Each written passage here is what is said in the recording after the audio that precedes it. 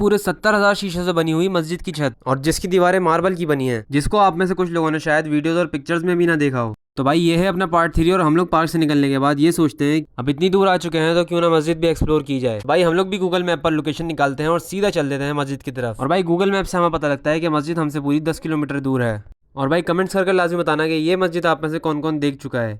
तो फाइनली काफ़ी देर का तवील सफ़र करने के बाद हम लोग पहुँच जाते हैं मस्जिद के बहुत पास।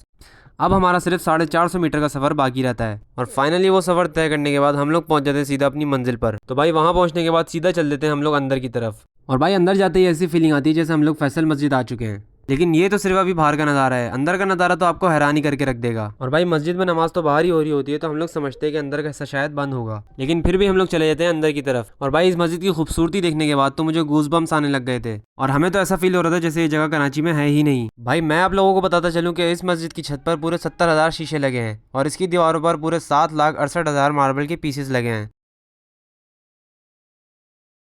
तो भाई मेरा ये मशवरा है कि आप लोग भी जाकर लाजमी इस मस्जिद को विजिट करें और अल्लाह की दी हुई नेमतों को अपनी आंखों से देखें। और इसी के साथ हम लोग आ जाते हैं बाहर की तरफ। और भाई ये सारी डिटेल्स जो मैंने आपको बताई हैं ये खुद मैंने यहाँ से पढ़ी थी, तो भाई इस चीज़ को भी आप लोगों की नॉलेज के लिए रिकॉर्ड करता हूँ और निकल लेते हैं हम लोग इसी के साथ सीधा बाहर की तरफ। अगर आप लोगों को मेरा ये सफ़र व्लॉग पसंद आया तो लाइक सब्सक्राइब लाजमी करें। इसी के साथ मिलेंगे इंशाल्लाह नेक्स्ट व्लॉग में किसी नए चैप्टर के साथ।